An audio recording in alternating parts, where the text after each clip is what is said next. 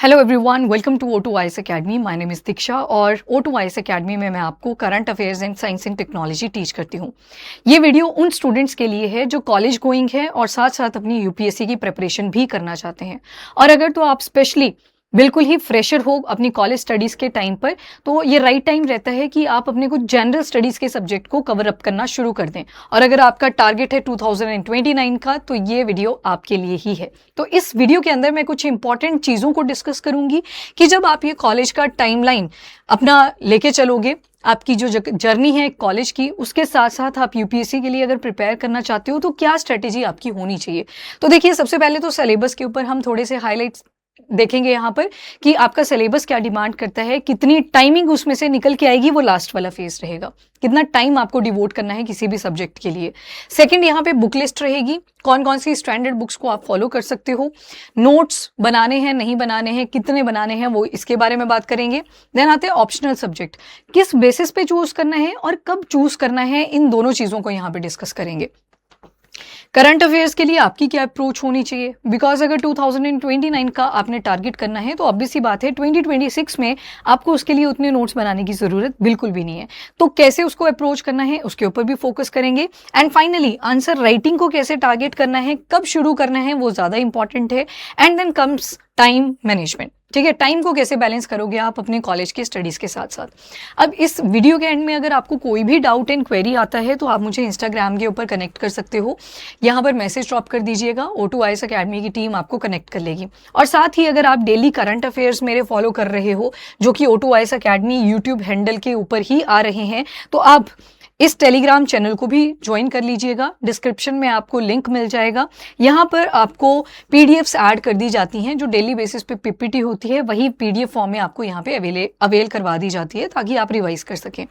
अब इसी के साथ देखो, जर्नी जो होती है वो आराम से ही शुरू करो आप। क्योंकि आपकी अभी कॉलेज की जो जर्नी है वो स्टार्ट हुई है। अभी अगर आप मान लीजिए कॉलेज गोइंग हो और जस्ट आपने अभी एडमिशन ही लिया, फर्स्ट ईयर ही आपका शुरू हो रहा है, तो आपके पास ठीक ठाक टाइम होता है।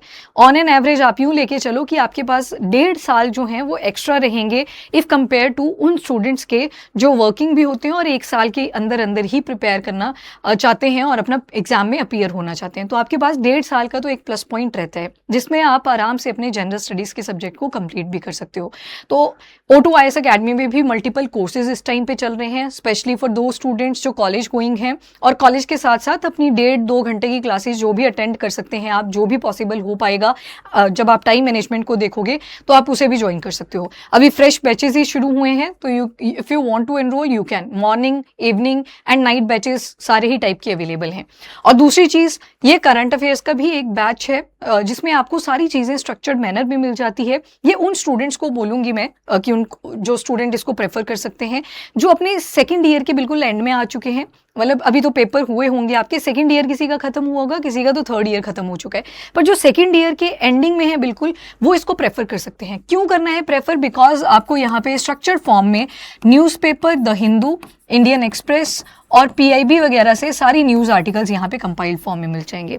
Even there is one more video in O2IS academy के ही यूट्यूब हैंडल के ऊपर, जहाँ पे मैंने UPSC प्रीलिम्स के एग्जाम के जस्ट बाद एक वीडियो और डाला था, जहाँ पे डिस्कस करा था कि कैसे क्वेश्चन पूछे गए थे और हमने क्लास में कैसे कवर अप उनको किया था। ठीक है, so current affairs are important. And दूसरी चीज़, एक तो देखो यूट्यूब के ऊपर आपको क्लास तो डेली ही मिलती है, मंडे टू फ्राइडे क्लास आप सभी को मिलती है एट 10:30 AM। और उसके बाद सैटरडे को एक वीकली रिवीजन रहता है जो होता है शुरू एट 9 AM। इसकी जो PDF होती है, PPT को ही कन्वर्ट किया जाता है इनटू PDF फॉर्म, वही आपको टेलीग्राम चैनल के ऊपर दे दिया जाता है। ये तो सभी के लिए अवेलेबल रहता ही है, पर इस कोर्स में क्या एडिशनल चीज़ें आपको मिल जाती हैं।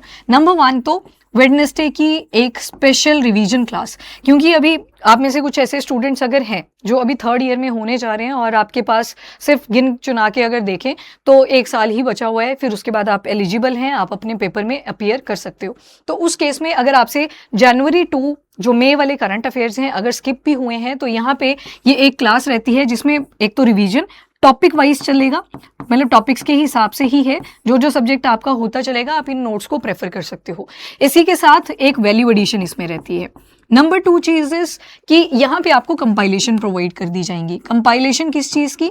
ये वाली फॉर्म जो होती है ये प्रिंटेबल नहीं होती है, जबकि ये सारी प्रिंटेबल फॉर्म्स मिलेंगी आपको। वीकली भी आती है, मंथली भी आती है, और जब जून का एंड आएगा तो आपको टॉपिक वाइज PDF भी दी जाती है। वो आपकी प्रेफरेंस रहती है कि कौन से प्रिंट्स आपको लेने हैं। प्रिंटेबल कंपाइलेशन यहाँ पे मिल जाती है। एंड तीसरी चीज़ जो यहाँ पे मिलती है वो है करंट अफेयर्स के वीकली टेस्ट। ये ऑब्जेक्टिव और सब्जेक्टिव इसमें दोनों ही रहते हैं।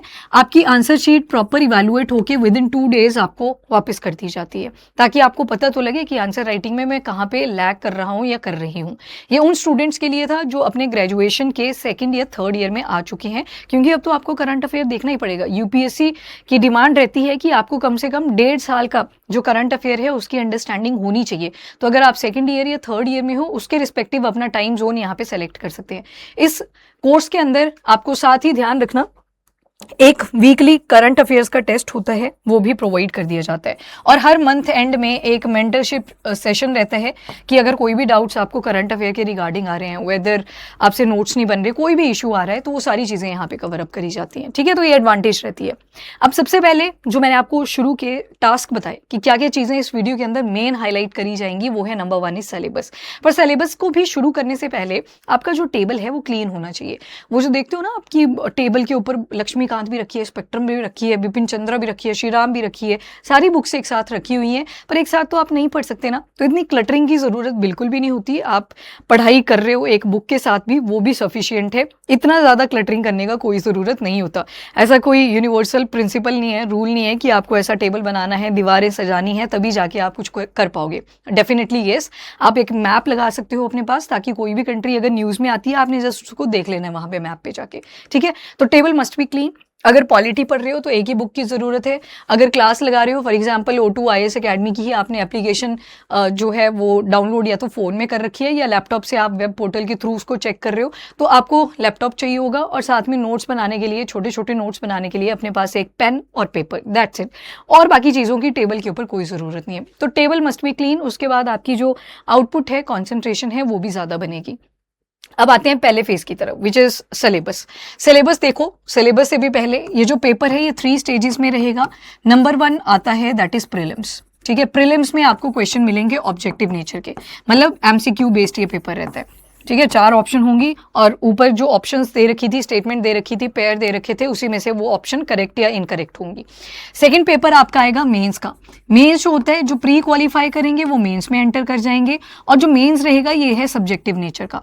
मतलब यहाँ पे आपको चूज करना था, यहाँ पे आपको लिखना पड़ेगा, तो दिमाग में कितना फीड आप कर पाए, कितना ग्रास्प कर पाए, वो कहाँ पे यूटिलाइज होगा, मेंस में। इसके बाद थर्ड स्टेज आएगी पर्सनालिटी टेस्ट। अब ऐसा नहीं है कि मॉक इंटरव्यू आप डेफिनेटली दें, पर ऐसा नहीं होता कि इसकी प्रिपरेशन आपको बड़ी ही अलग से करनी है। ये जो इसमें सिलेबस है, जो एक एडमिनिस्ट्रेटर से डिमांड करी जाती है चीज़, उसी में से आपको एक्सट्रैक्ट करनी है कि क्या क्या वैल्यूज़ मेरे अंदर होनी चाहिए। मॉक इंटरव्यू तो डेफिनेटली आपको देने चाहिए लास्ट में, पर हाँ, वो जो वैल्यूज़ होंगी वो इनकलकेट हो जाएंगी ड्यूरिंग दिस प्रिपरेशन ओनली। अब सबसे पहले सिलेबस में अगर आप देखें तो 2 पेपर्स होंगे आपके प्रीलिम्स के अंदर, पेपर 1 एंड पेपर 2। पेपर 1 है जनरल स्टडीज़ का, जिसमें आपकी history, geography, economy, then science and technology, ये सारे सब्जेक्ट्स कवर करे जाएंगे। देन दूसरा आएगा paper 2, which is civil services aptitude test. दोनों की ड्यूरेशन 2-2 घंटे की होती है। मतलब जैसे आपका पेपर जब शुरू होता है तो 2 घंटे के लिए एक, फिर 3 घंटे का गैप आता है, फिर दोबारा से 2 घंटे के लिए दूसरा पेपर।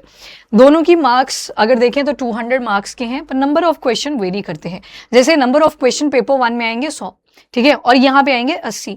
दोनों की मार्किंग भी डिफरेंट है। यहाँ पे आएंगे नंबर ऑफ क्वेश्चन की जो वैल्यू रहेगी, एक क्वेश्चन के लिए 2 मार्क्स मिलेंगे, जबकि सिविल सर्विसेज एप्टीट्यूड टेस्ट के केस में ये 2.5 मार्क्स रहेंगे। नेगेटिव मार्किंग में भी थोड़ी थोड़ी वेरिएशन है तो 1/3 ही, पर यहाँ पे मार्क्स डिफरेंट थे, तो इस वजह से अगर जीएस के केस में आपका कोई क्वेश्चन गलत होता है तो 0.66 मार्क्स नेगेटिव मार्किंग में जाएंगे, यानी कि डिडक्ट हो जाएंगे। जबकि जो आपका सीसेट वाला पार्ट रहेगा उसमें 0.83 मार्क्स की डिडक्शन रहेगी, नेगेटिव मार्किंग रहेगी।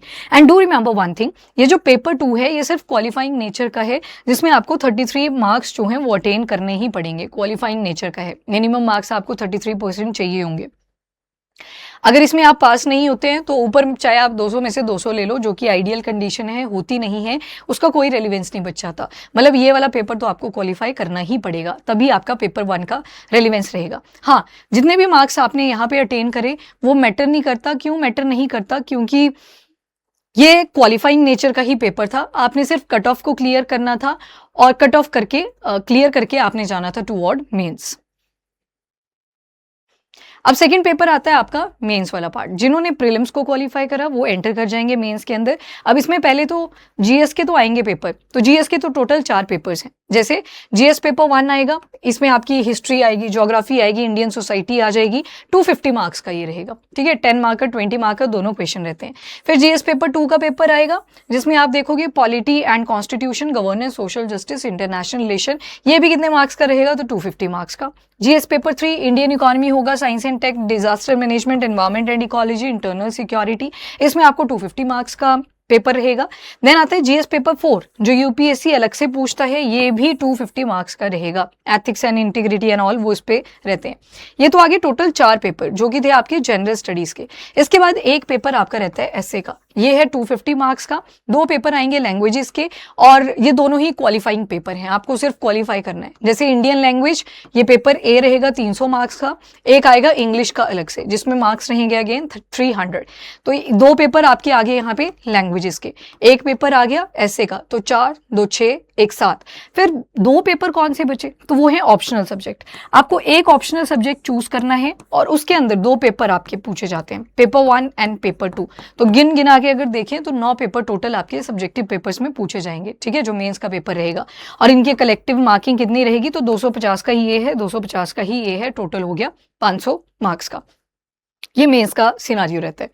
आफ्टर दैट लास्ट में आता है personality test. And yes to remember one thing, ये जो क्वालिफाइंग पेपर ए है ना, यहाँ पे इंडियन लैंग्वेज लिखी थी, आप शेड्यूल नंबर 8 पॉलिटी में भी पढ़ोगे तो उसके अंदर जो लैंग्वेजेस मेंशन है उसमें से कोई भी लैंग्वेज यहाँ पे पिक करी जा सकती है। नेक्स्ट आता है आपका यहाँ पे पर्सनालिटी टेस्ट, यानी कि आपका इंटरव्यू वाला स्टेज। तो इसकी भी काफी वेटेज रहती है, 275 मार्क्स की है।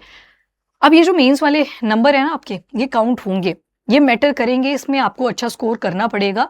और इतनी ज्यादा रेलिवेंस मैं ये नहीं बोलूंगी कि पीटी की नहीं है, ये 275 मार्क्स होल्ड करे हुए हैं। आपको कौन सी सर्विस मिलेगी, आपका रैंक कहाँ पे आएगा, टॉप पे आएगा या बॉटम में आएगा, वो कौन डिसाइड कर देगा, वो पर्सनालिटी टेस्ट भी करेगा। तो इसके लिए भी आपको प्रिपेयर होके जाना है, ऐसे हल्के में मत लेना कि 275 मार्क्स ही तो है, उतने मैं यहाँ मेंस में ही अटेन कर लूंगा या कर लूंगी। यहाँ पे भी तो डिडक्ट होंगे ही मार्क्स, पूरे तो कहीं पे भी नहीं आते। तो पर्सनालिटी टेस्ट के केस में देयर आर 275 मार्क्स। अब देखो एस्पिरेंट्स मल्टीपल होते हैं, जैसे वर्किंग एस्पिरेंट्स की आज मैं बात नहीं करूंगी क्योंकि इनके लिए मैंने सेपरेट से एक वीडियो अपलोड करवा दिया था। एंड ये वाले जो स्टूडेंट्स हैं, कुछ होंगे जिन्होंने बस अभी 12th क्लास में भी हुए ही हैं, पर उन्होंने सोच लिया है कि सिविल सर्विसेज में जाना है। तो आपके लिए तो वही एडवाइस रहेगी कि आप अभी इतना ज़्यादा हैप हैजर्ड ना करें सिचुएशन को।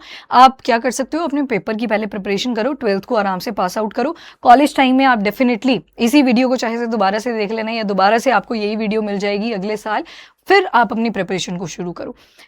अगर आप 12th पास कर चुके हो, अब आप कॉलेज में एंट्री करने जा रहे हो, यानी कि आपका फर्स्ट ईयर शुरू होने जा रहा है, तो उनके लिए मैं ज़्यादा यहाँ पे टारगेट करने जा रही हूँ, ठीक है। और कॉलेज गोइंग हो, फर्स्ट ईयर है, तो डेफिनेटली इसको लास्ट तक देखना, आपको काफ़ी चीज़ें यहाँ पे हेल्पफुल मिलने वाली हैं। तो सबसे पहले तो आते हैं बुक लिस्ट की तरफ। अब देखो सब्जेक्ट की इनसाइट्स ही मैंने आपको दे दी। जैसे हिस्ट्री आएगा, हिस्ट्री में आप पढ़ोगे अबाउट एंशियंट हिस्ट्री आएगी, मेडिवल आएगी, मॉडर्न हिस्ट्री रहेगी, वर्ल्ड हिस्ट्री आएगी, और इन सारे सब्जेक्ट्स के साथ जुड़ा हुआ एक आर्ट एंड कल्चर भी आता है। ये तो आ गया जीएस पेपर 1 के अंदर जो आपने हिस्ट्री वाला सेगमेंट देखा। फिर आएगी ज्योग्राफी, ज्योग्राफी में आप वर्ल्ड ज्योग्राफी भी पढ़ोगे, इंडियन ज्योग्राफी भी पढ़ोगे। तो ज्योग्राफी काफ़ी डायग्राम बेस्ड रहेगा, तो वो तो आपने देखना ही है। प्लस ज्योग्राफी में एक और एडिशनल चीज़ होती है, वो है आपकी मैपिंग, ठीक है। इंटरनेशनल रिलेशन आपको समझने हैं, कैसे क्या डायनामिक्स चल रही है, ज्योग्राफी को अच्छे से समझना है, तो मैप की अंडरस्टैंडिंग आपको होनी चाहिए। मैप के लिए आप वो पोस्टर लगा सकते हो अपनी दीवार पे। अगर वो नहीं करना है तो सबसे बढ़िया रहती है एटलस। एटलस आपके पास हो, और उससे भी बढ़िया एक ऐसी चीज़ जो आजकल सभी के पास है पर उसका ठीक से यूज़ नहीं किया जा रहा है, वो वही है जहाँ से आप इस वीडियो को देख रहे हो। वो ये आपका फ़ोन हो सकता है या लैपटॉप हो सकता है, that's your choice. Country type करी और उसको मैप के ऊपर नोट डाउन कर लिया, ठीक है। तो ज्योग्राफी। फिर इसके बाद इंडियन सोसाइटी आएगी, अपनी ही सोसाइटी के बारे में बात करेगा। Issues related to health, issues related to women, ये सारी ग्लोबलाइजेशन, सेक्युलरिज्म, ये सारी चीज़ें आप कहाँ पे पढ़ोगे, इंडियन सोसाइटी के अंदर। इसके बाद ये तो हो गया हिस्ट्री वाला सेगमेंट जो आप देखोगे ही देखोगे यहाँ पे। इसके बाद जो नेक्स्ट रहेगा आपका वो है जीएस पेपर 2, जहाँ पे आपने क्या देखा, पॉलिटी आएगी, पॉलिटी के साथ साथ गवर्नेंस वाला पार्ट भी रहेगा। पॉलिटी आप अपने कॉन्स्टिट्यूशन को समझोगे, गवर्नेंस जैसे मैं बोलूँ सिटीजन सेंट्रिक अप्रोच, मतलब गवर्नमेंट कोई भी स्कीम या पॉलिसी लेके आती है तो अपने सिटीजन्स को मद्देनजर रखती है, ठीक है, उसी के ओरिएंटेड स्कीम्स को बनाती है, तो गवर्नेंस वाला पार्ट भी यहाँ पे रहेगा। नंबर 2 सबसे इंपॉर्टेंट सेगमेंट रहेगा आपका इंटरनेशनल रिलेशन। प्री में इसके थोड़े फैक्चुअल इन्फो पूछी जाती है, पर मेंस के अंदर आपको प्रॉपर लिखना पड़ेगा, तो उसके लिए मैप की अंडरस्टैंडिंग आपके पास होनी चाहिए। तो ये आपका जीएस पेपर 2 के अंदर रहेगा। ये देख लो यहाँ पे जो बोले थे ना subjects, just give me a second, ये दिस वन, ये देखो ये सारे लिखे हैं ना यहाँ पे मेंस के अंदर।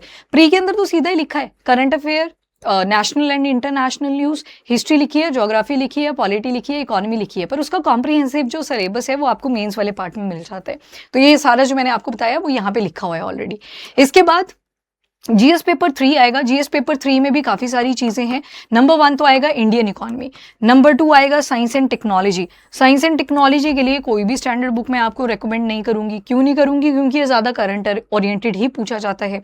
कोई भी नई टेक्नोलॉजी इमर्ज करी, क्वांटम टेक सुनते हो, न्यूक्लियर टेक्नोलॉजी सुनते हो, स्पेस टेक्नोलॉजी सुनते हो, उसके बेसिक मैकेनिज्म आपको समझाए जाते हैं स्टैटिक क्लासेस के अंदर। पर ध्यान रखना इसकी कोई स्टैंडर्ड बुक फॉलो करने की ज़रूरत नहीं है। जो बेसिक साइंस वाला पार्ट है वो आप क्लास 6 to 10th की जो एनसीईआरटीज हैं उनको फॉलो कर सकते हो, ठीक है। इसके बाद एनवायरमेंट एंड इकोलॉजी आएगा। एनवायरमेंट एंड इकोलॉजी का pre as well as mains में दोनों में रेलिवेंस रहने वाला है। एंड सबसे important internal security. Internal security से रिलेटेड अगर कोई भी और चीज़ न्यूज़ में थी, फॉर एग्जाम्पल ऑपरेशन लंगड़ा के ऊपर अभी आर्टिकल आ रखा था, प्री में पूछा जा सकता है कि इसका मेन मोटिव क्या था, ये जो ऑपरेशन लंगड़ा था, पर मेंस के अंदर अप्रोच पूछी जा सकती है, तो उसके बारे में आपको फिर लिखना पड़ेगा। इंटरनल सिक्योरिटी का जो मेन सेगमेंट आता है वो पेपर मेंस में ही आता है, ठीक है। तो ये जीएस पेपर 3 में आपको दिखेगा। धन आते हैं चौथे वाला पेपर जीएस पेपर 4, जिसमें बात करी जाती है एथिक्स, इंटेग्रिटी, ये सारी टर्मिनोलॉजीज कहाँ पे रहेगी जीएस पेपर 4 के अंदर। और नोटिस करना ये जो एथिक्स का पेपर है ये सिर्फ मेंस में आएगा, प्री में आपका इसका कोई खास रेलिवेंस नहीं दिखेगा आपको। पर एक चीज नोट करने वाली जो है कि एथिक्स के लिए एक अलग से ही पेपर आ रहा है, मतलब जीएस पेपर 4 वो जो 250 मार्क्स हैं वो पूरा एक ही कोर टॉपिक को टारगेट कर रहा है, दैट इज अबाउट एथिक्स। तो ये बहुत इंपॉर्टेंट है, इसको ठीक से प्रिपेयर करके आप जाओगे, ठीक है। तो सबसे पहले मैंने आपको एक तो सिलेबस के हाइलाइट्स दिए। अब आते हैं टुवर्ड बुक लिस्ट कि अगर आपको खुद से भी प्रिपेयर करना है तो कौन कौन सी स्टैंडर्ड बुक्स हैं जिनको आप फॉलो कर सकते हो। सबसे पहले तो आती है पॉलिटी। पॉलिटी में लक्ष्मीकांत स्टैंडर्ड बुक है, उसको मैक्सिमम स्टूडेंट फॉलो करते हैं, वो आप भी कर सकते हो। इजी टू अंडरस्टैंड है, बल्क नहीं देखना है उसका, पर अंडरस्टैंडिंग के लिए बहुत बढ़िया बुक है। NCERT from 9th class to 12th class आप रीड कर सकते हैं। इसके बाद इकॉनमी, श्रीराम, ये वाली बुक तो रहती है। इसके अलावा संजीव वर्मा की भी एक बुक आती है, वो भी आप देख सकते हैं। NCERT from 9th to 12th ये अच्छी रहती हैं, ये पढ़ लेनी चाहिए आपको एक बार। एंड ये जो बजट एंड सर्वे होता है इसको तो देखो अभी पढ़ के फायदा नहीं है अगर आप फर्स्ट ईयर में हो। क्यों? क्योंकि ये तो फ्रेश वाला ही पढ़ना पड़ेगा आपको। तो जब आपने एग्जाम देना है, जो जैसे ये आपके बिल्कुल फैब के इनिशियल स्टेजेस में आता है, अगर आप O2IAS अकेडमी को भी फॉलो कर रहे हो तो ये बजट एंड इकोनॉमिक सर्वे के ऊपर मैंने क्लास ली थी। पहले इकोनॉमिक सर्वे आएगा, देन उसके बाद बजट आता है, ठीक है। तो ये साथ साथ ही आते हैं। पहले प्रोग्रेस बताई जाती है कि क्या क्या हमने किया थ्रू आउट ईयर, जो पिछला साल गया हमारा फिस्कल ईयर गया, और बजट में बताया जाता है आने वाले साल में हम क्या क्या करने वाले हैं। तो ये तो बिल्कुल रिसेंट होता है, मतलब ये पूरा करंट ओरिएंटेड है, ये करंट अफेयर्स में आपका कवर हो जाता है, तो वहाँ से ही करना होता है। और अपने पेपर को देख लेना है, अगर आपने मई 2029 को टारगेट करना है तो ऑब्वियस सी बात है आपको वो जो फैब मंथ में ये बजट एंड इकोनॉमिक सर्वे आएगा तो उस टाइम पे वो वाला ही देखना है आपने, 2029 वाला, ठीक है। तो पिछले देखने की उतनी ज़्यादा रेलिवेंसी नहीं होती है।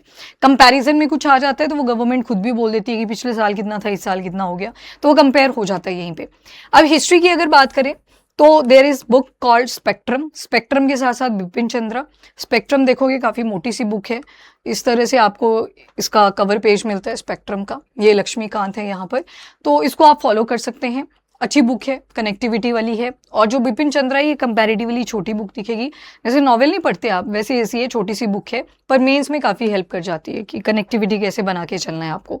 एंड साथ ही एनसीईआरटी तो आप देख ही सकते हो 9 to 12th अगेन। ज्योग्राफी के केस में जीसी लियोंग, काफ़ी बल्कि बुक है ये भी, पर मैकेनिज्म बहुत ज़्यादा डायग्रामेटिक बताए हुए हैं, you can follow that book. और इसके अलावा NCERT from 6th class to 12th class, ये डेफिनेटली आपको ज्योग्राफी के लिए एक बार देख लेनी चाहिए। देयर इज मैप, ठीक है, एटलस लिखा हुआ ना यहाँ पे, एटलस मतलब मैपिंग की ही बात हो रही है यहाँ पर, तो मैपिंग वाला जो सिनारियो है वो तो चला ही रहेगा आपका। देन आते हैं एनवायरमेंट। एनवायरमेंट के लिए ये वाले नोट्स फॉलो करे जाते हैं, पर मैं आपको सजेस्ट नहीं करूंगी इसको, ये बहुत पॉपुलर है इसलिए मैंने यहाँ पे ऐड कर दिए। क्यों? क्योंकि एनवायरमेंट की अगर आप क्वेश्चन देखोगे ना प्री एंड मेंस, वो फैक्चुअल आते ही नहीं उतने कि स्टैटिक आपको होना ही चाहिए। जैसे यहाँ पे भी जब क्लासेस होती हैं तो एनवायरमेंट एंड इकोलॉजी के लगभग 20 to 25 लेक्चर्स रहते हैं, वो तो कवर करने ही है आपने, बट स्टिल अगर क्वेश्चन का पैटर्न देखोगे वो ज़्यादा आएंगे आपके करंट अफेयर सेंट्रिक, तो उनमें करंट अफेयर्स आपका एडिड होना चाहिए। थोड़ा सा पुराना पूछ लेता है एनवायरमेंट एंड इकोलॉजी में, जैसे लेट्स से अभी चल रहे 2026, हो सकता है 23 का क्वेश्चन आपको दिख जाए, मतलब 23 में कोई चीज़ रेलिवेंट थी न्यूज़ के हिसाब से तो उसके ऊपर कुछ पूछ लिया जाए। बाकी एनसीईआरटी एनवायरमेंट एंड इकोलॉजी के लिए कोई नहीं है, वो बायोलॉजी के ही अंदर एनवायरमेंट एंड इकोलॉजी के चैप्टर हुआ करते थे, you can follow that. Science and technology ये तो आपका करंट सेंट्रिक ही रहता है, पर हाँ O2 IAS अकेडमी में आपका प्रॉपर बैच चलता है साइंस एंड टेक का भी, जिसमें बेसिक साइंस भी आपको करवाई जाती है। क्यों? क्योंकि बेसिक साइंस मेंशन्ड है आपके सिलेबस में, तो आपको पढ़ के जाना है, उसको स्किप नहीं कर सकते। क्या पता कल को टेक का नहीं पूछा, सारा बेसिक साइंस का ही ऐड कर दिया, अनसर्टेनिटी तो बनी रहती है, तो वो तो आपने देख के जानी है। और साथ ही PIB वगैरह और करंट अफेयर्स में जो भी अपडेट्स आती रहती हैं वो तो आपको देख के जानी होती हैं।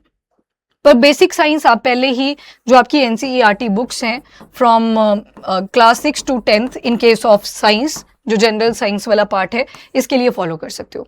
अगर मान लो आपने यूपीएससी के साथ कोई भी स्टेट एग्जाम देना है तो ये फॉलो करी जा सकती हैं। Then there comes art and culture, इसके लिए एक बढ़िया बुक है that is called Nitin Singhania, बल्कि बुक है पर फोटोज काफ़ी सारे उसमें यूज़ करे गए हैं, तो आपका इंटरेस्ट बना रहता है।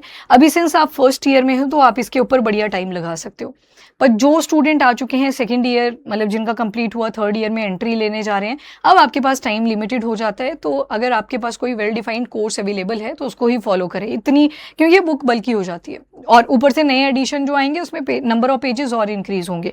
है डेप्थ में, पर डेप्थ में उसी बच्चे को पढ़ने का फायदा है जिसके पास अभी स्पेयर टाइम है। जैसे कि आप फर्स्ट ईयर में हैं, अगर अभी हुए ही फर्स्ट ईयर, अभी एडमिशन्स का ही सिनारियो चल रहा है सारी जगह पे, तो जून मिड में यही चला होता है एडमिशन्स एंड ऑल, वही सारा प्रोसेस चला होता है, तो आपके पास 1.5 साल है ऐसा एक्स्ट्रा पड़ा हुआ, जिसमें आप अगर बुक को डेप्थ में भी पढ़ना चाहते हो आप पढ़ सकते हो। इसके बाद आते हैं आपके ऑप्शनल सब्जेक्ट। अब जो ऑप्शनल सब्जेक्ट आएंगे ना, ऑप्शनल के केस में क्या रहता है, स्टैंडर्ड बुक्स अपनी अपनी रहेंगी, वो डिपेंड करेगा आपने कौन सा ऑप्शनल सब्जेक्ट यहाँ पे पिक करना है। ठीक है, वर्ल्ड हिस्ट्री के लिए और नॉर्मल की भी एक बुक आती है। अब नॉर्मल की भी वही पढ़ेगा जिसके पास टाइम ठीक ठाक होगा, अदरवाइज बच्चे तो फटाफट से नोट से ही उठा के कर लेते हैं, जैसे यहाँ पे भी नोट्स आपको प्रोवाइड करे जाते हैं O2 IAS अकेडमी में, but still there is a book normal की, तो ये आप वर्ल्ड हिस्ट्री के लिए पढ़ सकते हो, अच्छी बुक है इसलिए यहाँ पे ये सजेस्ट करी गई है। ठीक है, तो ये थी बुक लिस्ट आपकी। अब थर्ड जो फेज था वो था नोट्स बनाने चाहिए या नहीं बनाने चाहिए। सिंस आप फर्स्ट ईयर में हो, आप अभी जस्ट कॉलेज की बिगिनिंग में हो, तो आपको नोट्स बना लेने चाहिए, थोड़े थोड़े माइक्रो नोट्स, क्योंकि अभी आपने पहले फोकस किसके ऊपर करना है, जनरल स्टडीज़ के ऊपर। जो स्टैटिक से सब्जेक्ट है 1.5 साल के लिए आराम से उसके ऊपर ग्रिप बनाओ, अपना जो हिस्ट्री है, जोग्राफी है, पॉलिटी, इकोनॉमी, देन आपकी environment and ecology, internal security, इनके ऊपर अपने ग्रिप बनाने शुरू करो। अभी चाहे से न्यूज़पेपर को एक रीडिंग दे लिया करो, ज़्यादा डेप्थ में करने की ज़रूरत भी नहीं है। पहले जनरल स्टडीज़ पे अगर फोकस करना है, बुक से आप पढ़ोगे पहली रीडिंग, ऐसा नहीं होगा कि पहली रीडिंग पे आपको सब कुछ लर्न हो जाएगा, तब तो सभी का ही पेपर क्वालिफाई हो जाता। इसमें समझना भी पड़ेगा, तो जब फर्स्ट रीडिंग दे दोगे थोड़ा थोड़ा नोट्स बनाना शुरू करना। फिर आएगी आपकी सेकंड रीडिंग, तो सेकंड रीडिंग में आप थोड़े से प्रिसाइज नोट्स, मतलब यहाँ पे तो जस्ट रीडिंग दी आपने, हाइलाइटर वगैरह यूज़ करा, वो कर लेना यूज़, एंड सेकंड रीडिंग में थोड़े थोड़े शॉर्ट नोट्स बनाना शुरू करना।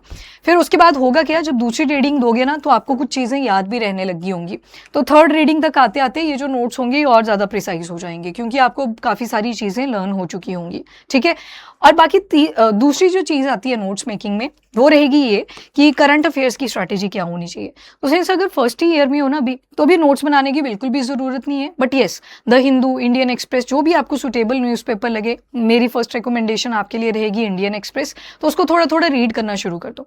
कभी कभी एक्सप्लेनर सेक्शन से उठा लिया, कुछ आर्टिकल्स ऐसे होंगे जो बिल्कुल बेसिक से बताए जाते हैं टू एडवांस लेवल, तो आप उन टेक्स्ट एंड कॉन्टेक्स्ट आपका द हिंदू में आता है, उन आर्टिकल्स को पिक कर सकते हो। ठीक है, एडिटोरियल्स अभी सारे पढ़ने की ज़रूरत नहीं होगी, क्योंकि अभी आपको पिक करना नहीं आएगा इनिशियल स्टेजेस में।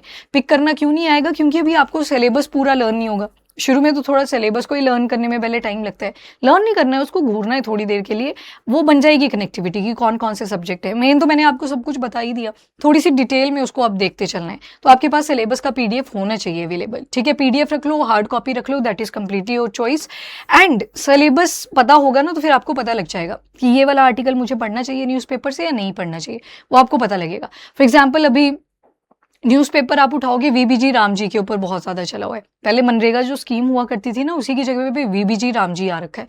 तो पहले बिल आया, फिर एक्ट आई, और ये आपके पॉलिटी का सिलेबस का पार्ट है, और ये सिटीजन सेंट्रिक अप्रोच को भी शो कर रहा है। तो पॉलिटी एंड गवर्नेंस का पार्ट ये बना। तो आप पिकअप कर पाए जब आपको अंडरस्टैंडिंग थी कि मेरे सिलेबस में क्या पूछा गया है क्या नहीं।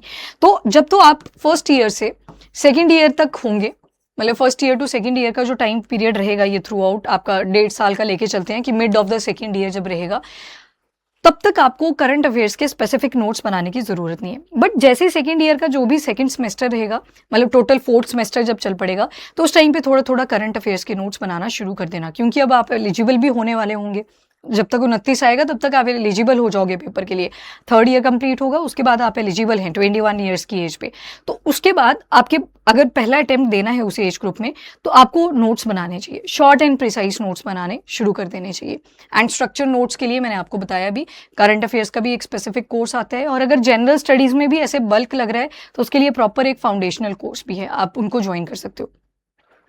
इसके बाद नेक्स्ट चीज ये, इस तरह से आपको अगर आप O2IS अकेडमी में कोई भी फाउंडेशनल कोर्स पिक करते हो, तो जो भी ऑनगोइंग क्लासेस होती है ना, उनके प्रॉपर फोल्डर बने होते हैं। एंड फोल्डर में एक चीज ध्यान रखना, यहाँ पे कंटेंट में जाती हैं वीडियोस, और साथ में आपको पीडीएफ्स भी साथ ही दे दी होती है। एंड एक जो एडवांटेज आपको O2IS अकेडमी में मिलेगी वो ये कि आपको जो टीचर पीपीटी जिससे पढ़ाता है वही पीडीएफ की फॉर्म में भी प्रोवाइड करी जाती है, उसका प्रिंटेबल कंपाइलेशन भी दिया जाता है, एंड बुक्स भी आपको प्रोवाइड करी जाती हैं जिसमें स्टैंडर्ड और एनसीईआरटी दोनों का अमलगमेशन है, तो दोनों ही आपके पास सोर्सेस पहुंच जाते हैं।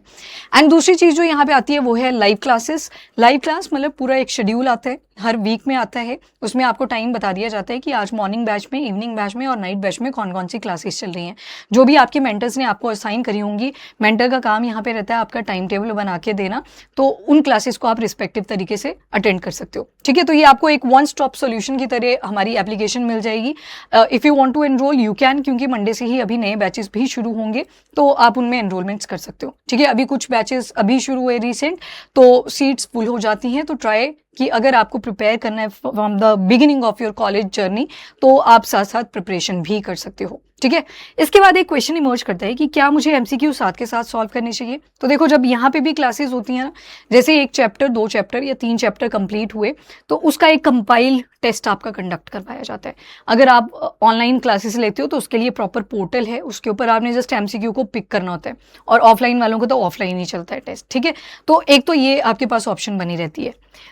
टेस्ट सीरीज को स्टार्टिंग में ही फॉलो करने का कोई रेलिवेंस नहीं होता, ये तब काम आएगा जब आप पेपर के लिए एलिजिबल होंगे। अब आप टेस्ट लगाना चाहते हो कि मुझे प्रॉपर ऐसे सभी सब्जेक्ट्स का मिक्सचर चाहिए एक ही टेस्ट के अंदर, क्योंकि अगर फर्स्ट ईयर और सेकंड ईयर में आप होते हो तभी आप मॉक टेस्ट लगाना शुरू करते हो, तो आपको फिर करंट अफेयर भी साथ साथ चलाने पड़ेंगे।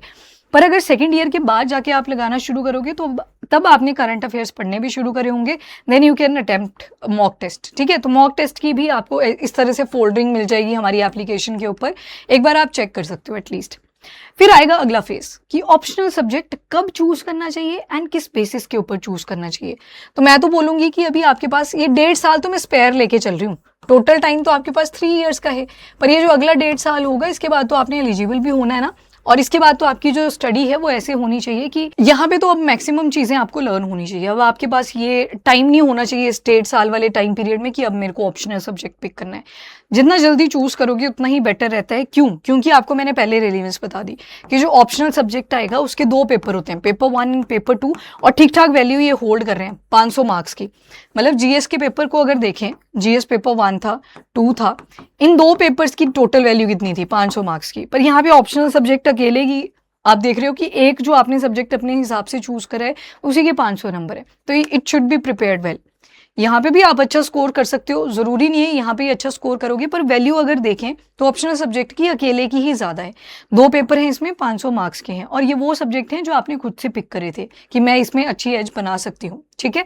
तो जो ऑप्शनल सब्जेक्ट है कब पिक करें, तो आप फर्स्ट ईयर में हो अगर, तो अपना पहले जो शुरू के 6 महीने हैं उसमें आराम से जनरल स्टडीज़ को फोकस करो। पहले अपना हिस्ट्री, ज्योग्राफी, पॉलिटी इनके ऊपर ज़्यादा ट्राई करो कि मैं इन्हीं पे फोकस्ड रहूँगी। उसके बाद आप क्या कर सकते हो, अपने ऑप्शनल सब्जेक्ट की तरफ भी आना। तो एक तो टाइम आपको क्लियर रखना है, कहीं शुरू में ही सेलेक्ट कर लेते हैं, वो भी अच्छी चॉइस है। पर मैं क्यों बोल रही हूँ, क्योंकि अभी आपके पास है टाइम। तो अगर टाइम है तो उस केस में आप पहले जनरल स्टडी से शुरू करो, क्योंकि जो भी चीज़ पहले पढ़ोगे ना, दूसरी बार वो जब रिपीट होती है वो ईजी लगती है। फॉर एग्जाम्पल, मेरे पास अगर एंथ्रो ऑप्शनल है तो एंथ्रो में वो national commission for schedule caste, national commission for schedule tribe, schedule number 5, schedule number 6, ये वहाँ पे भी आएंगे एंथ्रो में, चाहे से मेरी पॉलिटी हुई थी या नहीं हुई थी। तो एक बार तो मैंने उसको अपने ऑप्शनल में पढ़ लिया, फिर दोबारा से वो पॉलिटी में आएगा तो आपको एकदम से स्ट्राइक करेगा कि ये पहले भी पढ़ रखा है मैंने। तो जब भी पहली बार पढ़ते हो वो टफ ही लगती है चीज़। तो ऑप्शनल के लिए मैं क्यों बोल रही हूँ कि आराम से पहले ग्रिप बना लो ना अपनी जीएस के केस में, क्योंकि आपके पास टाइम है।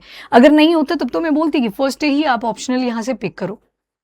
तो पहले आप क्या कर सकते हो, अपना आराम से 5-6 महीने देके जितना भी आपके पास टाइम है, जीएस के जो पेपर्स हैं उनको टच करना शुरू करो। ऐसा नहीं है ज़रूरी कि सारे खत्म हो जाने चाहिए 6 महीने में, नहीं, उनको टच करना है। जैसे हिस्ट्री खत्म कर लो, पॉलिटी खत्म कर लो, ज्योग्राफी खत्म कर लो, इतना आप कर सकते हो अपनी कॉलेज की स्टडीज़ के साथ साथ। तो उसके बाद आप अपना ऑप्शनल सब्जेक्ट पिक करो। अब अगला सवाल जो आता है यहाँ से वो ये कि ऑप्शनल सब्जेक्ट अब किस बेसिस के ऊपर पिक करना है, क्योंकि ऑप्शनल सब्जेक्ट देखोगे 20+ आपको यूपीएससी के अंदर मिलेंगे, मतलब ठीक ठाक ऑप्शनल का नंबर है। पर इसको चूज कैसे करना है, तो एक तो रहता है आपके पास इसमें ऑप्शन, टोटल 2 ही ऑप्शन है। एक ऑप्शन तो ये है कि आपने क्या किया, ग्रेजुएशन के सब्जेक्ट्स देखे, वो लिए इस बेसिस से कि आपने यूपीएससी का पेपर देना है और उसमें भी वो होने चाहिए। चलो ये तो बहुत बढ़िया अप्रोच है कि अगर आपने डिसाइड कर ही लिया है कि मुझे अभी सिविल सर्विसेज की ही प्रिपरेशन करनी है, तो उस केस में क्या हुआ, ग्रेजुएशन में आपने वही सब्जेक्ट उठा लिया। जैसे कहीं पॉलिटिकल साइंस वगैरह उठा लेते हैं क्योंकि उसमें पीएसआईआर आ जाएगा जब यूपीएससी उठाओगे, पर सभी ने तो ये अप्रोच नहीं अडॉप्ट करी होती।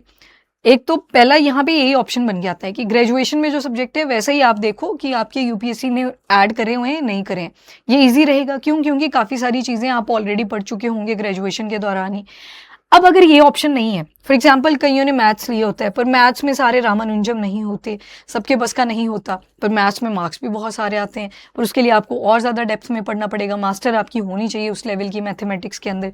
तो इनको क्या करना चाहिए, जिनके पास कोई ऑप्शन नहीं बन के आ रही, मैथमेटिक्स बहुत सारे स्टूडेंट लेते हैं, टॉपर लगभग आपको सारी फील्ड से मिलेंगे, साइकोलॉजी से भी मिलेंगे, लिटरेचर वाले पार्ट से भी मिलेंगे, सोशियोलॉजी से, एंथ्रो से, पीएसआईआर से, पढ़ने वाला चाहिए बस, टॉपर आपको हर फील्ड से ही मिल जाता है।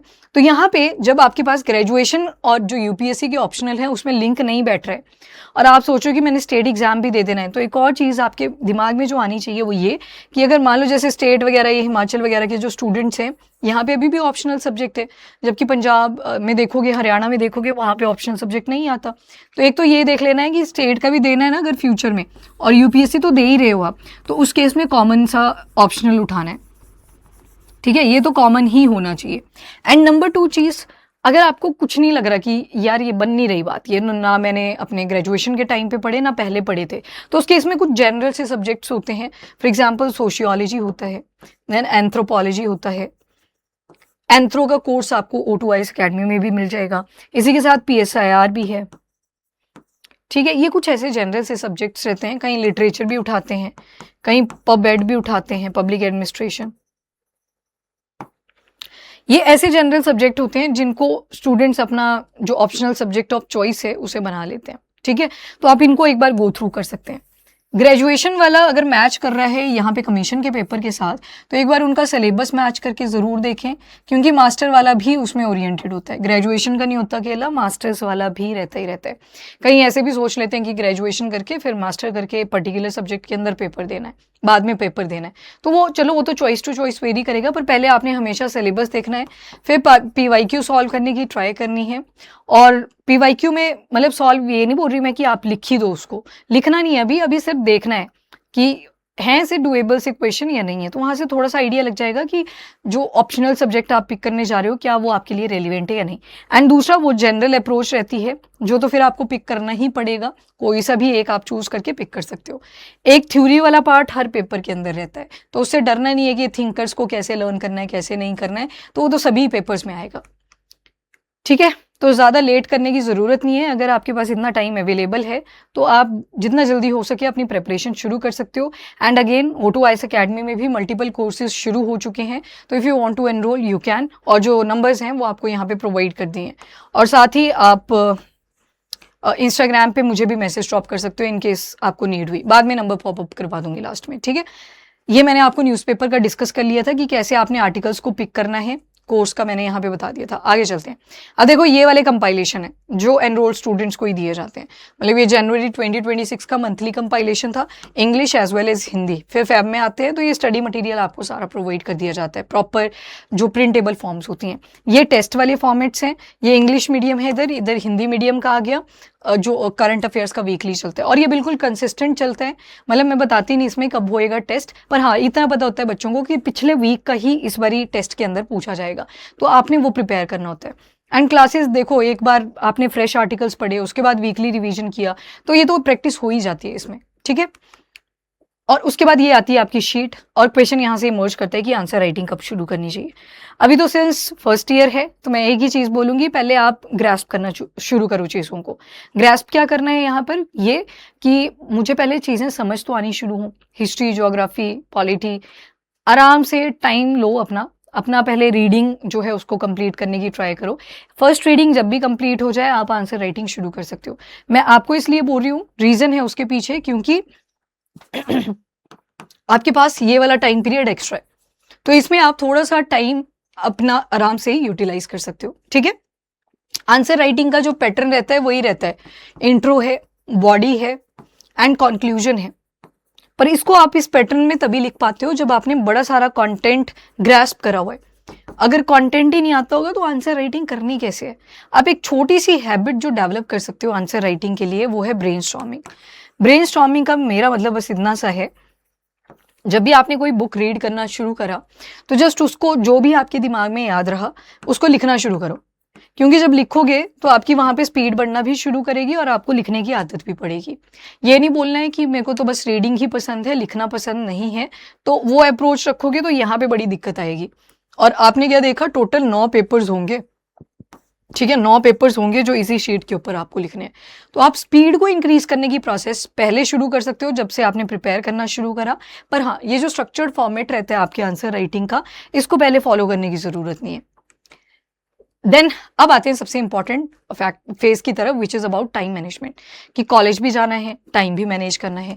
अब यहाँ पे कॉलेज गोइंग जो होंगे ना स्टूडेंट्स, आप में कुछ ऐसे होंगे जो डिस्टेंस लर्निंग वाले भी आएंगे, ठीक है। देखो ये जो डिस्टेंस लर्निंग वाले बच्चे होंगे, और दूसरी तरफ आएंगे ऐसे स्टूडेंट्स जो कॉलेज गोइंग होंगे, जो ऑफलाइन जाएंगे प्रॉपर, उनको वहाँ पे अपनी अटेंडेंस भी लगानी है, तो वहाँ पे टाइम ठीक ठाक आपका यूटिलाइज होगा। ये जो डिस्टेंस लर्निंग वाले स्टूडेंट है, पहले तो मैं इन्हीं के बारे में बात करूंगी। डिस्टेंस लर्निंग का मतलब है कि आपकी जो क्लासेस होंगी, जो जिसमें टाइम जा सकता, तो वो यहाँ पे बचा नहीं। आपको सिर्फ एग्जाम देने के लिए वहाँ पे एलिजिबल होना पड़ेगा, प्रैक्टिकल्स के टाइम पे एलिजिबल होना पड़ेगा, तो उसमें बीच में आपका 1 महीना जा सकता है, ठीक है, कि पेपर देने के लिए मेरे को जाना पड़ेगा, आउट ऑफ टाउन जाना पड़ेगा, तो उस केस में 1 महीना डिस्टर्ब करेगा। बट बाकी तो आपके पास पूरा टाइम होगा। और कॉलेज वगैरह की जब स्टडी हम करते हैं तो पेपर से बस पेपर के पास में ही आके पढ़ते हैं, जबकि कमीशन के पेपर में सिनारियो उल्टा है, पेपर के पास में ये प्रिपेयर नहीं होता। तो यहाँ पे मैं ये अज्यूम करके चल रही हूँ कि बीच में एक ऐसा लंच ब्रेक आएगा जब आपको ब्रेक लेनी ही पड़ेगी। वो 1 महीने का होगा, जैसे 1 सेमेस्टर के बाद, फिर एक और सेमेस्टर के बाद 1 महीने का, तो मतलब 2 महीने इन शॉर्ट 1 साल के अंदर आपके यूटिलाइज होंगे, जो एग्जाम वगैरह के साथ जुड़े होंगे। कोई बोलेगा अगर मेरे प्रैक्टिकल भी होते हैं तो उसके इसमें टोटल 2 महीने, मंथ्स यहाँ पे आगे, 2 मंथ्स यहाँ पे आगे, 2 महीने आगे, तो मतलब टोटल 4 महीने हैं, तो टोटल फिर भी 12 महीने हैं ना अपने पास, उसमें से 8 महीने तो बच ही गए प्रिपरेशन के लिए। तो एक तो पहले एक्सक्यूजेस नहीं बनाने हैं कि मेरे पास टाइम, मतलब आप घटाने की ट्राई करें, वो चीज़ नहीं करनी है। उसके बाद आपके पास ठीक ठाक रेलिवेंट टाइम पड़ा हुआ है। देन दूसरी तरफ आएंगे कॉलेज स्टूडेंट्स जो जा रहे हैं, प्रॉपर ऑफलाइन जा रहे हैं लगाने के लिए, ठीक है, कि मैं ऑफलाइन जाना है, मुझे वहाँ पे अपनी लेक्चर्स भी अटेंड करने हैं। और मैं टाइम अज्यूम करके चल रही हूँ कि कई बार ना क्लासेस की टाइम बड़ी फ्लक्चुएट करती हैं, सुबह 9 बजे से शुरू हुई, या 9 की जगह 10 बजे से अगर शुरू हुई तो पूरा शाम ही हो जाती है। तो 6 PM तक का भी अगर मैं टाइम ले लूँ, इतना टाइम विंडो मैंने आपको दे दिया कि ये कॉलेज गोइंग का है आपका। उसके बाद जो आपके पास टाइम बचता है फ्रॉम 7 to 11 PM ले लेते हैं, लेट से 7 से 8 बज गए आपको आते आते, इतना टाइम लगता नहीं है। और कॉलेज हम भी गए हैं, हमें भी पता है पूरा पूरा दिन किसी का नहीं लगता है, वो बहाने बनाने वाली बात हो जाती है। पूरा दिन इस सेंस में लग सकता है कि एक क्लास हुई उसके बाद थोड़ा लंबा ब्रेक आ गया, ये वाला मुझे पता है कि इतना हो सकता है, पर ऐसा नहीं होगा कि कॉन्टिन्यूटी में सारी क्लासेस चली जा रही हैं, चली ही जा रही हैं, इतना नहीं होता। बीच में ब्रेक्स आते हैं, तो वो ब्रेक्स भी आपको यूटिलाइज करने पड़ेंगे। लेट्स से इस टाइम पीरियड में, चलो यहाँ पे 9 ही कर लेती हूँ, किसी की 9 बजे भी अगर क्लास होती है, लेट्स से यहाँ पे आपके एक ब्रेक भी अगर आती है, वो आ गई फ्रॉम 3 to 5, फिर उसके बाद आपका एक लेक्चर था, यहाँ पे आपके पास 2 घंटे हैं, ठीक है, 2 घंटे हैं, इसको प्रॉपर्ली यूटिलाइज करो। जो भी बुक शुरू करी है आपने उसको फॉलो करना शुरू करो, रीड करो उसको। रीड नहीं करना है, कहीं पे कोर्स एनरोल करा हुआ है ऑलरेडी, कहीं से वीडियोस देख रहे हो, ऑनलाइन देख रहे हो, उसको सुन लो। तो 2 घंटे पड़े हैं पूरे पूरे, इसको यूटिलाइज करो। एंड इसके बाद जो अगली चीज़ आएगी आपकी, वो ये वाला टाइम स्लॉट। मान लो 7 बज गए आपको घर पहुँचते पहुँचते, फिर आप यहाँ पे फ्रेश होंगे, खाना खाएंगे, 9 कर बज जाएंगे दोबारा से। अभी भी 9 से लेके 11 बजे तक आपने रील्स ही देखनी थी, तो वो रील्स देखने की ज़रूरत नहीं है, अब वो डूम्सडे स्क्रॉलिंग करने की ज़रूरत नहीं है। पूरे 2 घंटे बचे हुए हैं यहाँ पे भी, दोबारा से अपना जो भी बुक आपने शुरू करा था यहाँ पे आप पढ़ाई कर सकते हो। आपके पास टाइम है, मतलब 4 घंटे तो ऐसे निकाल दिए यहाँ से। अब सुबह भी तो उठ ही जाते होगे, पर अगर रात को ठीक से सोए नहीं थे, टाइम से सोए नहीं थे, तो ऑब्वियस सी बात है सुबह आप नहीं उठ सकते। पर अगर इन केस सुबह आप 6:30 भी उठ जाते हो ना, तो 7:30 तक का आपके पास टाइम पड़ा होगा। 1 घंटा और है, आपने 5 घंटे निकाली ओवरऑल पढ़ाई करने के लिए। 5 घंटे हैं आपके पास पूरे पूरे। और जो तो डिस्टेंस लर्निंग वाले हैं, आपको तो मैं एक चीज़ बोलूँगी, अगर आपको लगता है कि मेरे को जनरल स्टडीज़ बस ख़त्म करनी है, स्टैंडर्ड बुक से एक्सेप्ट कर लेना है। अगर मतलब इन केस आपको लगे मेरे को कॉन्सेप्ट नहीं क्लियर हो पा रहा है, फटाफट चुपचाप अपना कोर्स लिया, जहाँ से भी आपको प्रिपेयर करना है वो आपकी इंडिविजुअल चॉइस है, और उसको प्रिपेयर करना शुरू करो। मतलब डिले नहीं करना है कि आ जाएगी समझ। अगर रीडिंग में ज़्यादा टाइम लग रहा है, कई बार क्या होता है ना, हम किसी से समझ लेते हैं चीज़ों को, तो पढ़ते टाइम वो ईजी लगता है, फिर तो उसमें आपका टाइम भी बच जाता है। तो ज़्यादा ऐसे सोचना नहीं है कि नहीं मेरे को तो रीडिंग से ही सारा लर्न हो रहा है, नहीं हो रहा है, एक्सेप्ट कर लेना है, इतना कोई ज़बरदस्ती करने की ज़रूरत नहीं होती। एंड आपका ये वाला टाइम जाएगा, बाकी आपका डेली टाइम नहीं जा रहा है। एग्जाम वाला मैंने यहाँ पे कट डाउन कर दिया था। अब आते हैं कि प्रॉपरली कैसे कैसे बुक्स को कवर अप करना है, कितने टाइम में कितनी चीज़ें हो जानी चाहिए। तो अभी मिड ऑफ जून चल रहा है ना, मिड ऑफ जून से भी आप प्रिपेयर करना शुरू करते हो, तो मिड ऑफ जुलाई तक एटलीस्ट आपका एक चीज़ तो कवर हो। शुरू में मुझे पता है फर्स्ट रीडिंग टाइम टेकिंग होती है, तो हम इसको ले लेते हैं, जैसे कि मान लो जून अभी 15 से आपने शुरू करा, ये जुलाई के एंड तक ले लेते हैं, ठीक है, 31 तक। यहाँ पे एटलीस्ट आप एक सब्जेक्ट तो खत्म करो। फॉर एग्जाम्पल ज्योग्राफी, एक चीज़ तो आपने खत्म करी। फिर उसके बाद जैसे ही आपका जुलाई मंथ एंड होगा, आपका शुरू हो रहा है अगस्त, अगस्त से सितंबर, मतलब पूरे 30 डेज हैं आपके पास, पर घंटे भी यूटिलाइज करने हैं, 5 घंटे भी तो अवेलेबल हैं। तो इस महीने में ट्राई करो कि मेरी जो पॉलिटी है वो कंप्लीट हो जाए। कईयों को हिस्ट्री नहीं लगती है इंटरेस्टिंग, ठीक है, पर जिन्होंने ह्यूमैनिटी के सब्जेक्ट पढ़े होते हैं उनको लगती है। ये वाले शुरू करोगे तो आपका इंटरेस्ट ज़्यादा बनेगा, ठीक है। इसके बाद आता है आपका सितंबर खत्म हो चुका है, सॉरी सितंबर में आ चुके हैं हम। अब सितंबर टू अक्टूबर, अक्टूबर के भी मैं बोलूँगी ये सितंबर मंथ पूरा है, अक्टूबर का भी मिड ले लो। यहाँ पे आपका एटलीस्ट जो एंशिएंट हिस्ट्री है, मेडिवल हिस्ट्री है, और मॉडर्न के भी आपने कुछ चैप्टर्स कंप्लीट कर लिए हों। मतलब इतनी रेस तो आपकी होनी चाहिए, इतनी स्पीड होनी चाहिए। मिड ऑफ अक्टूबर से लेके अभी भी आपके पास 15 दिन बचे हैं अक्टूबर के, और नवंबर का पूरा मंथ उठा लो। पर इसमें ध्यान रखना, ये जो मॉडर्न हिस्ट्री आपने यहाँ पे कंप्लीट करी थी, इनकम्प्लीट थी जो कि, वो कंप्लीट होनी चाहिए। वर्ल्ड हिस्ट्री मेंस के पर्सपेक्टिव से आपने देख ली हो, क्या क्या थ्योरीज हैं उसमें, क्या क्या पूछा जाता है, वो कंप्लीट हो आपका। एंड आर्ट एंड कल्चर, ये कंप्लीट कर लेना है। तो ये नवंबर तक की आपकी स्टोरी रहेगी। अब मुझे पता है नवंबर तक जब आप आओगे ना, आपके एग्जाम आ जाएंगे, फर्स्ट सेमेस्टर के एग्जाम भी तो होने हैं। अब जैसे एग्जाम आएंगे आपको ब्रेक लेना ही पड़ेगा, डेफिनेटली पास भी तो होना है, अदरवाइज सप्ली नहीं लेके आनी है किसी ने, ठीक है। सप्ली आ गई तो वो बड़ी प्रॉब्लम्स क्रिएट करता है। फिर अगले सेमेस्टर के पेपर आते हैं, कईयों के वो पूरा इंटरचेंज कर रहा होता है, कईयों का टाइम फ्लक्चुएट कर जाता है, बड़ी सारी प्रॉब्लम्स आती हैं। तो ट्राई करना कि जब आपके एग्जाम आ गए हैं तो उस टाइम पर इनको बंद कर दो अब थोड़ी दिन के लिए, कोई ज़बरदस्ती नहीं है। पर अगर रील्स देखने लगे ना तो रिवाइज कर लेना जो भी पढ़ा हुआ है, पर टेक अ ब्रेक, अपने एग्जाम दो आराम से। तो दिसंबर जो आपका टाइम पीरियड रहेगा वो पूरा चला जाएगा किसके ऊपर, एग्जाम्स में।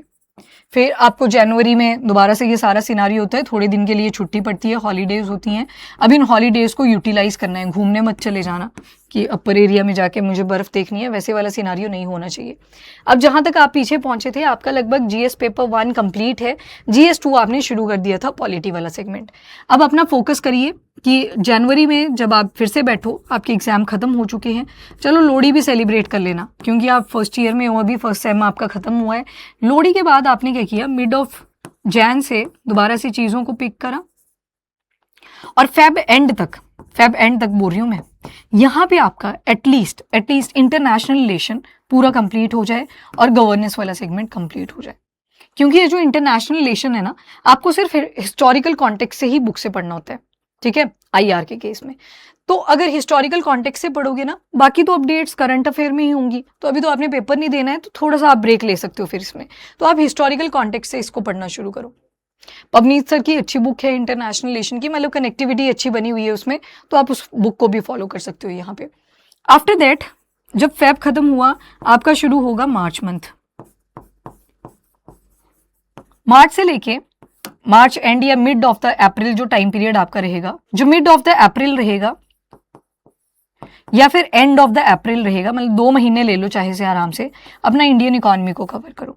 इकोनॉमी में कई बार बच्चे स्टक करते हैं, तो इंडियन इकोनॉमी को आप ठीक ठाक टाइम दे सकते हो।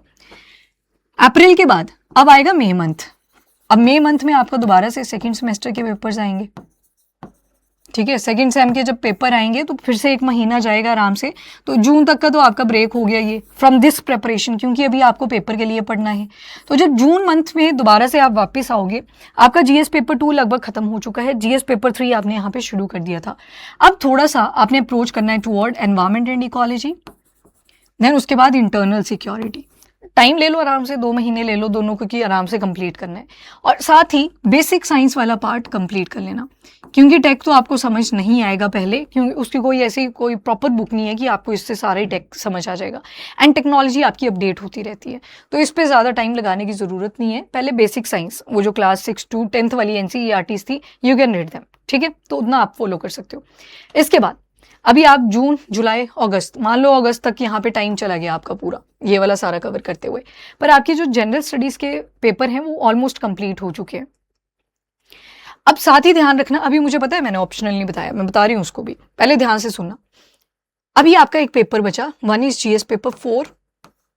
अब देखो कैसे टाइम निकला, आपने जून से शुरू करा, मिड ऑफ द जून, और कहाँ पे पहुंच चुके हो आप, अगले साल पहुंच चुके हो। टाइम ऐसे निकलता है, ठीक है। तो प्रिपेयर जब करोगे तो पूरा स्ट्रक्चर्ड मैनर में ही करना। अब जीएस पेपर 4 आता है एथिक्स। अगर आपने पेपर के बाद जनवरी में डिसाइड करना है ऑप्शनल सब्जेक्ट का, तब भी कर सकते हो, आपको क्लियर हो जाएगा या मेरे को कर लेना चाहिए। अगर जीएस आप कंप्लीट करके ऑप्शनल शुरू करना चाहते हो तो सितंबर तक आपके लगभग जीएस के पेपर जो हैं वो कंप्लीट हो गए। एथिक्स के लिए आपको पूरा 1 महीना देना है आराम से, पूरा कॉन्सेप्ट को समझो, क्योंकि केस स्टडीज जो हैं वो तो विद टाइम ऐड होती चलेंगी, दे टेक टाइम, और वो ऐड होती ही जाती हैं, तो उसको सॉल्व करते करते आपको टाइम लगेगा ही। पर 1 महीने के अंदर वो जो बेसिक टर्मिनोलॉजी है कि ऑनेस्टी एंड इंटेग्रिटी डिफरेंस क्या है, मॉरल वैल्यूज, एथिकल वैल्यूज, इनमें डिफरेंस क्या है, वो एटलीस्ट आपका कवर हो जाना चाहिए सब्जेक्ट के अंदर, ठीक है। ये एथिक्स का आ गया। अब आते हैं ऑप्शनल सब्जेक्ट, किसको प्रिपेयर कब करना है। ऑप्शनल सब्जेक्ट के केस में डू रिमेंबर, एक तो आपके पास चॉइस है कि जैसे आप जनवरी मंथ में पहुंचे, जो आप आगे जहां से लोहड़ी मना के उस वाले टाइम पे, तब आप ऑप्शनल सब्जेक्ट अपना पिक कर सकते हो, या फिर जैसे कि मैंने बताया कि आपको सितंबर अक्टूबर तक आप आराम से पहुंच जाओगे, कि इस टाइम तक आपका जीएस जो है वो कंपाइल हो जाना चाहिए, उसके बाद आप ऑप्शनल पिक कर सकते हो। ऑप्शनल कैसे पिक करना है और किस बेसिस के ऊपर पिक करना है, कब पिक करना है, वो सब मैंने अब आपको बता दिया।